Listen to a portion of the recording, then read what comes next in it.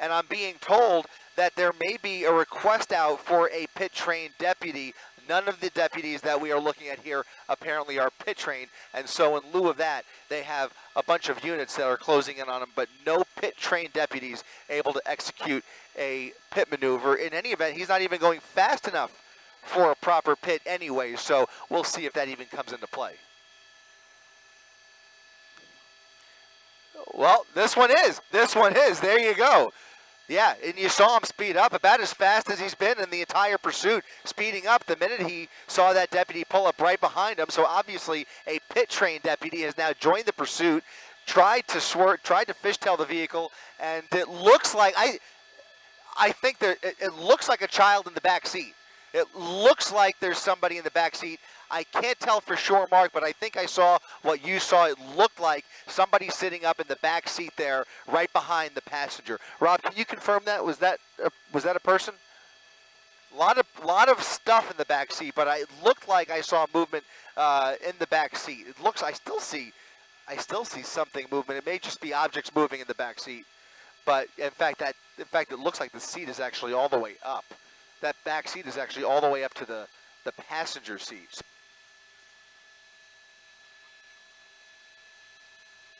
Trying to squeeze through here. Look at this. A whole lot of pedestrians. I couldn't tell if he made contact there. I'm glad he made that right turn. He made a northbound turn onto perhaps. Oh! Did you see that? He's on Broadway. He just went full speed through an intersection, a crowded intersection with a whole lot of cross traffic as he continues northbound here. Very, very precarious situation here. He is doing ridiculous speeds right through these red lights.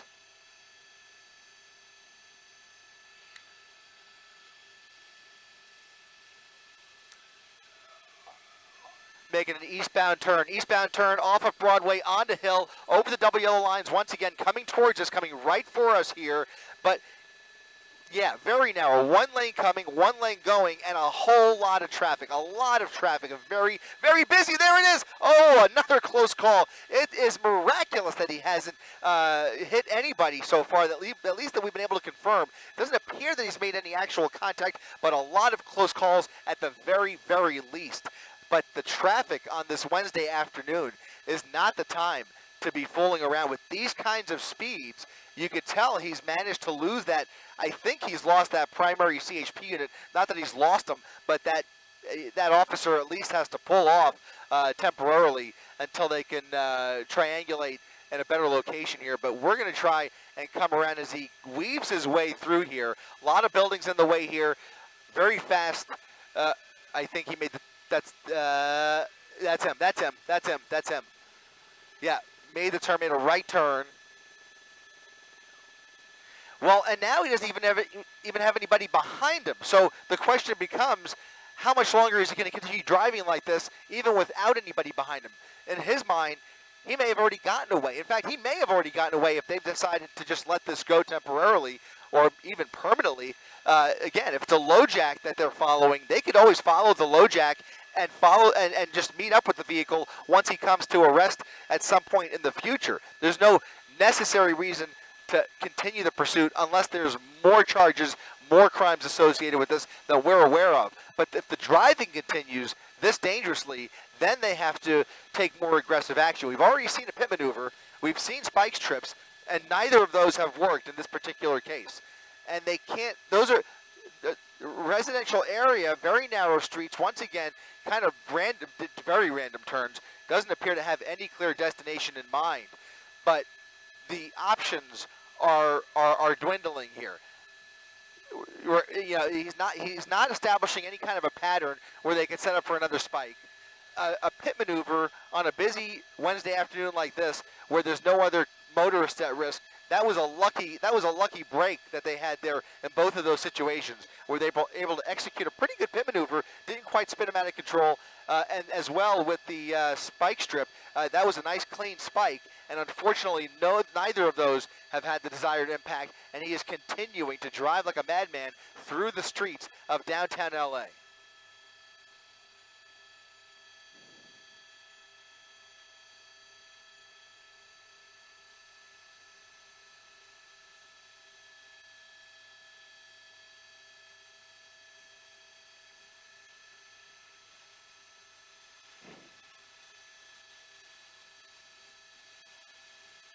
A wild right. A wild right. Oh, there. Almost broadsiding that.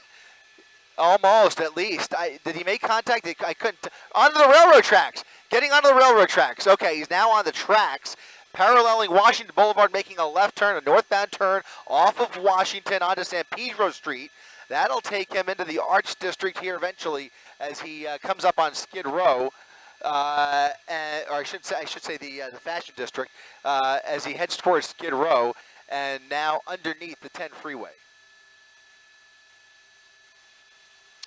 High rate of speed still continuing to weave through all of this traffic, and now we're getting a much better glimpse as he comes closer to us, doing about double the speed limit. Lots of cars traveling southbound. Right now, he is about 70 miles per hour southbound on San Pedro. If he continues through these intersections, again, it's only a matter of time before somebody gets hurt here. This is the worst case scenario with an SUV flying at these speeds through these busy intersections. There's no doubt about it. You almost know exactly how this is going to end.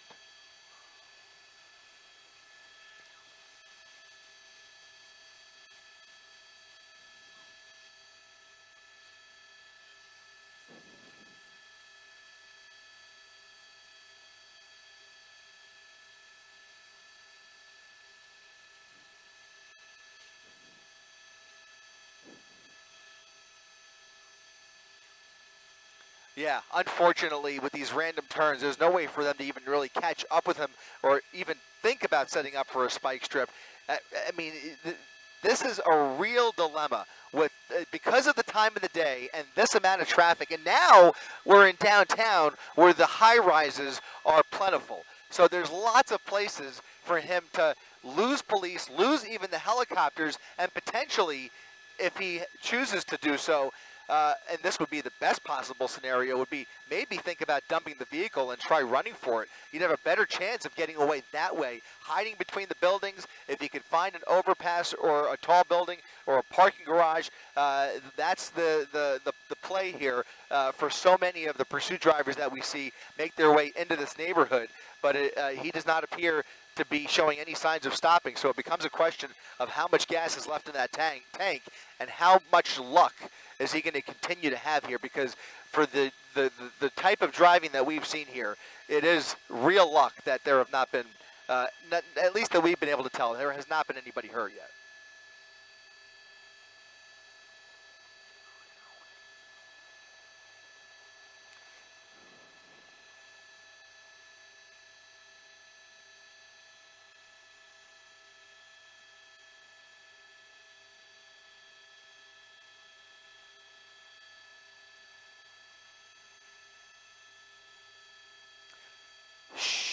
Did you?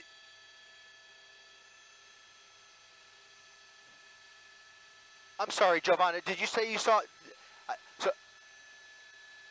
So deputies now in pursuit.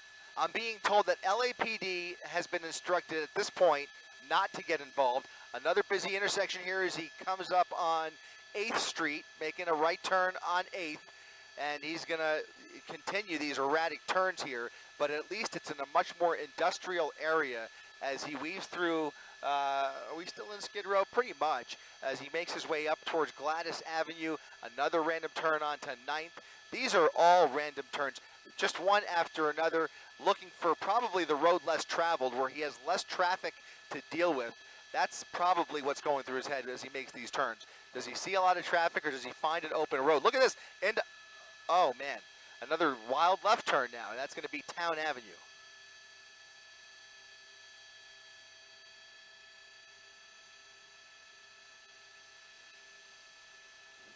Yeah, that makes a lot of sense. Yeah, because I didn't see any. I haven't seen any for a while. I just, every time I get wrapped up in a thought here, he comes up on these busy intersections, and I have to hold my breath. There, another close call. Almost head on with a car coming out of a parking garage. That Corvette just missed him.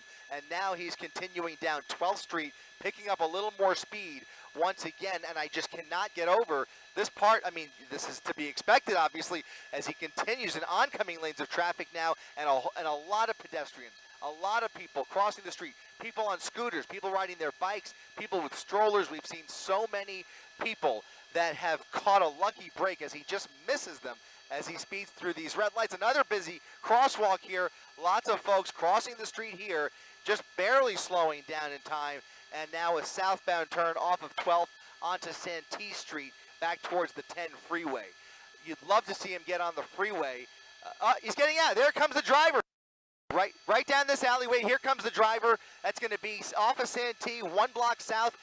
Santee Alley, 1 block south of 12th Street, in the buildings here.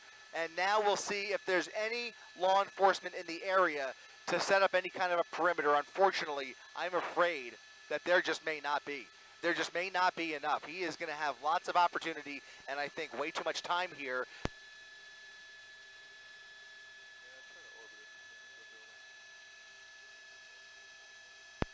Well, that's the thing. We're going to come around this building here and see if we can catch a glimpse of the vehicle where he came to a stop, and see if the woman in the passenger seat is still in the vehicle, or whether she's running for it too. He's hiding in a, I mean, this is, look at that. There's a parking garage, lots of tall buildings, and no police in sight. This, unfortunately, I have to say, it certainly appears that he's going to get away here, at least for the time being, unless somebody can kind of keep an eye on him and call police and kind of help them out. But there's just so many hiding spots here. The best news here is that I can't think of a better way for this to end, considering the location, the type of driving that we were witnessing here. Finally deciding to just jump out of the vehicle, dump the vehicle, and hide on foot. Fortunately, I think we can say that nobody has been seriously hurt here, and that is not what I anticipated.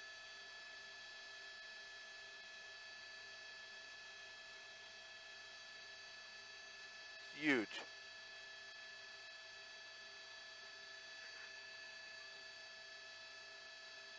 That's Maple. When you go to Santee, it was on Santee. 1 block south, or one block east.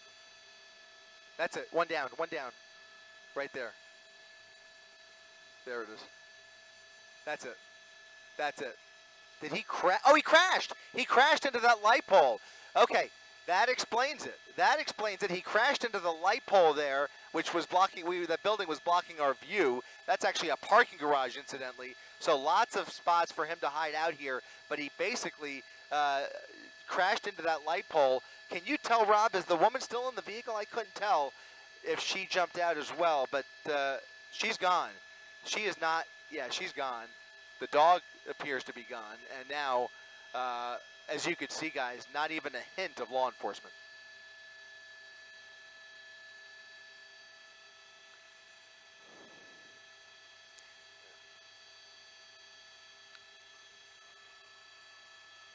A lot of witnesses.